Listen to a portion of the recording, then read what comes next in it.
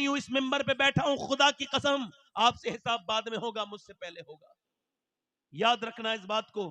اللہ نے صرف پیسے جمع کرنے کے لیے پیدا نہیں کیا تھا.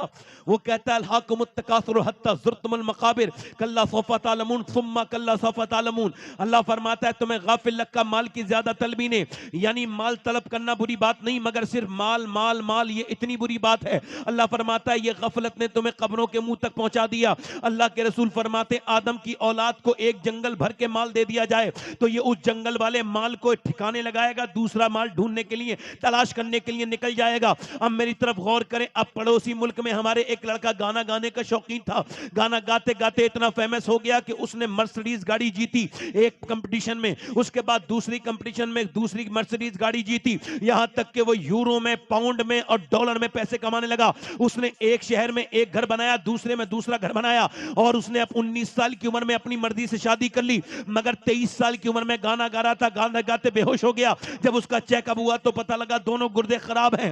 اب گردے جب خراب ہوئے تو ڈائلیسس موڈ پہ آ گیا. ڈائلیسس میں کیا ہوتا ہے؟ بندے کا پورا خون نکالا جاتا ہے ایک ہفتے میں ایک بار، اور پھر مشین کے ذریعے اندر ڈالا جاتا ہے. ایک آدمی مجھے ملا تھا وہاں پر، ایک آدمی مجھے ملا تھا اتراکھنڈ میں. وہ لڑکا، اس کی 24 سال کی عمر تھی، اس کی یہ نس پھڑک رہی تھی، یہ اس کی کلائی کی. میں نے کہا کیا ہوا؟ کہنے لگے میرے دونوں گردے خراب ہیں، میرا خون اسی نس سے جاتا ہے اور باہر کو آتا ہے، میری یہ نس سوتے جاگتے ہر وقت پھڑکتی رہتی ہے، میں موت کا انتظار کر رہا ہوں. آپ کو پتا ہے گردے کتنی اہم چیز ہے انسان کے جسم میں. آپ میں سے کوئی ایک بھی نہیں بیٹھا ہوگا یہاں پر ایسا جس نے اپنی زندگی میں 2 رکعت نماز پڑھی ہوگی یا اللہ میرے گردے ٹھیک ہیں، میرے گردے خراب نہیں ہوئے. ورنہ گردوں کا مرض کتنا عام ہو گیا ہے. اسپتالوں میں جا کے دیکھو، یہی دنیا ہے جس میں تم کھا رہے ہو، پی رہے ہو، موج مستی کر رہے ہو. یہی دنیا نہیں ہے.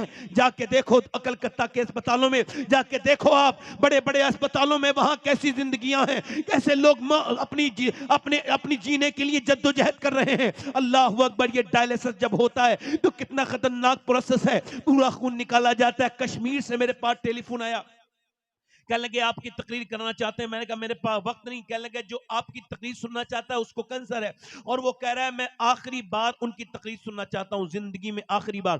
میرے لیے بہت بڑی بات تھی. میں چلا گیا. اس کا نام سلیم تھا، اس کا انتقال بھی ہو گیا. میں نے پوچھا کیا حال ہے سلیم بھائی؟ اس کے کمرے میں جا کے کینسر کے پیشنٹ سے. کہنے لگا اللہ کا بڑا شکر ہے. میں نے کہا میں نے سنا ہے آپ کو کینسر ہے. کہنے لگے کینسر کی وجہ سے تو اللہ کا شکر ہے. میں کہا کیا مطلب؟ کہنے لگے اچانک لوگ نہیں مر جاتے، اٹیک سے، ہارٹ اٹیک سے مر جاتے ہیں، کوئی بیماری سے مر جاتا ہے، کوئی اچانک مر جاتا ہے، مگر میرے رب کریم نے مجھے 2 مہینے پہلے ڈاکٹر کے ذریعے بتا دیا کہ تجھے مرنا ہے، تو میں اس کا شکر نہ ادا کروں؟ میں نے بغیر کینسر کے چلا ہے کینسر ہے، اور 2 مہینے کے بعد میں اندھیری قبر کے اندر جاؤں گا، تختے لگا دیے جائیں گے، اندھیرا قیام رہنا ہوگا. تو ڈر کے کہتا ہوں مالک بڑا گنہگار ہوں، تیرا بھاگا ہوا مجرم ہوں، مگر واپس آ گیا ہوں، مجھے معاف کر دے. میرے مالک کہتا ہے پہلے بھی نمازیں پڑھی، مگر کینسر کے مریض کے مرض کے اس کا لطف الگ ہے.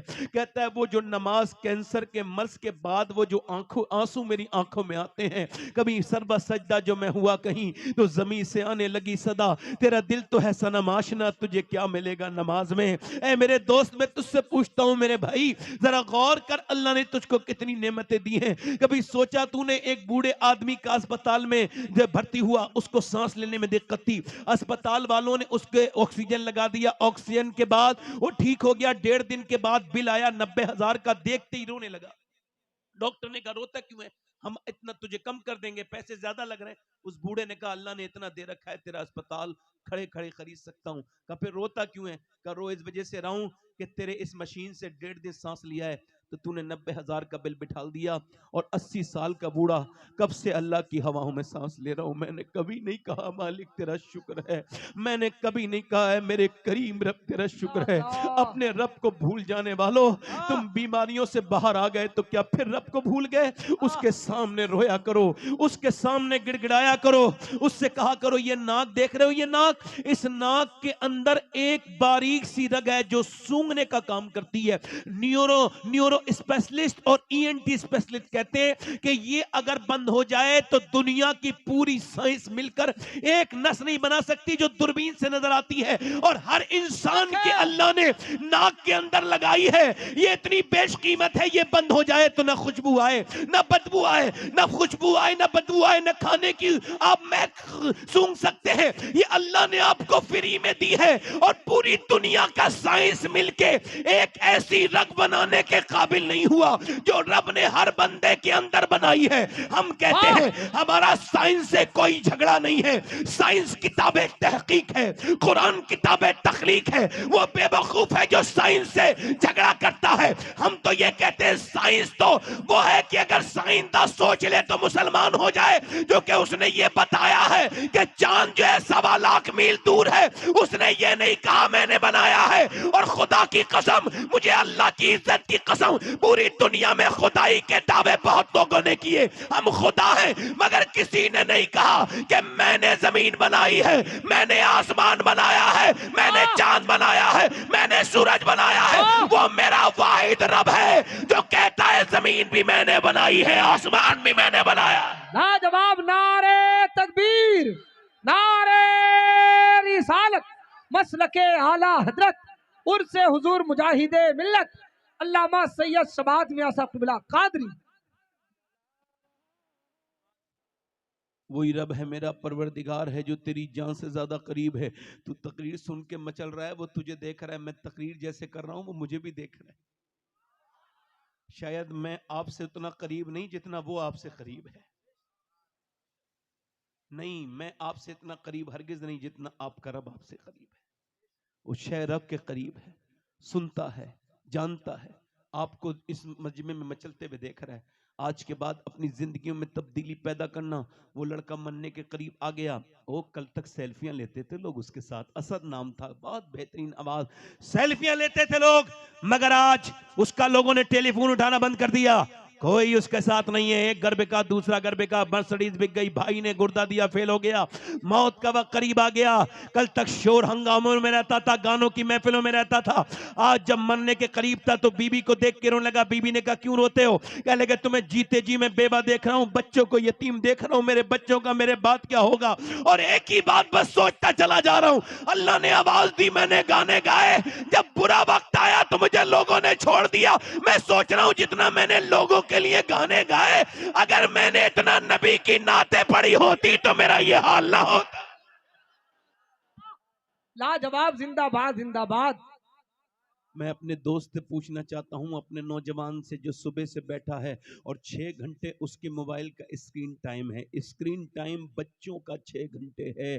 آپ کو بتا رہا ہوں آپ کے 10 سال کے بچے جہنم کی طرف جا رہے ہیں، ہاتھ جوڑ کے کہتا ہوں بچا لو ان کو، اپنے بچوں کو بچاؤ۔ 6 گھنٹے اسکرین ٹائم ہے، 7 گھنٹے آپ موبائل دیکھتے ہو، کیوں؟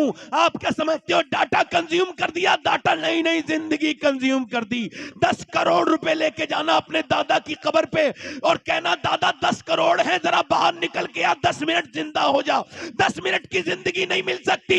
سن اللہ نے تجھے کیوں بنایا، غور کر، انسٹاگرام کے لیے نہیں، یوٹیوب کے لیے نہیں، فیس بک کے لیے نہیں، بتا کس لیے بنایا؟ چوراہے پہ بیٹھ کے بدتمیزی کا گانے باجے کرنے کے لیے نہیں، صرف کمانے کے لیے نہیں، بلکہ تاج الشریعہ کی بریلی سے آواز آ رہی ہے، زندگی یہ نہیں ہے سبھی کے لیے، زندگی ہے نبی کے لیے، نہ سمجھ مرتے ہیں زندگی کے لیے، جینا مرنا ہے سب کچھ نبی کے لیے۔ سنو یہ تو پوتے نے کہا 100 سال کے بعد، مگر دادا نے 100 سال پہلے اس سے بھی بڑی بات کہی تھی۔ پوتے نے کہا تھا زندگی ہے نبی کے لیے، دادا بولے زمین و زمان تمہارے لیے، مکین و مکان تمہارے لیے، چنین و چنا تمہارے لیے، بنے تو جہاں تمہارے لیے، ہم آئے یہاں تمہارے لیے، اٹھے بھی وہاں تمہارے لیے۔ لاجواب نعرے تکبیر، نعرے رسالت، فیضان اعلی حضرت، فیضان تاج الشریعہ، عرس مجاہد ملت۔